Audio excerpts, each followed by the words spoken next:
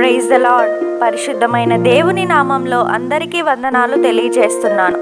ఈ అమూల్యమైన దినము కొరకు ప్రభు అయిన దేవుడు పరిశుద్ధ గ్రంథంలో నుండి మన కొరకు ఇచ్చిన వాగ్దానం, అపోస్తలుడైన పౌలు కొరింథీయులకు రాసిన 2వ పత్రిక 6వ అధ్యాయం 17-18 వచనాలు. అందుకు దేవుడు ఇలాగు సెలవిచ్చుచున్నాడు: నేను వారిలో నివసించి సంచరింతును, నేను వారి దేవుడునై యుందును, వారు నా ప్రజలై యుందురు. కావున మీరు వారి మధ్య నుండి బయలువెడలి ప్రత్యేకముగా ఉండుడి, అపవిత్రమైన దానిని ముట్టకుడని ప్రభువు చెప్పుచున్నాడు. మరియు నేను మిమ్మల్ని చేర్చుకొందును, మీకు తండ్రినై యుందును, మీరు నాకు కుమారులను కుమార్తెలనై యుందురని సర్వశక్తిగల ప్రభువు చెప్పుచున్నాడు. ఆమెన్.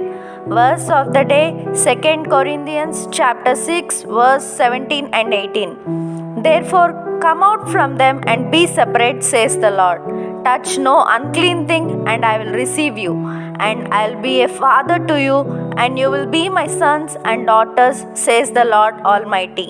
ఆమేన్. ప్రభు యొక్క కృప సమాధానాలు మీకు మీ కుటుంబానికి ఎల్లప్పుడూ తోడైండును గాక.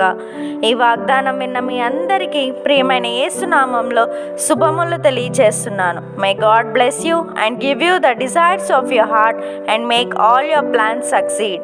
ఆమేన్.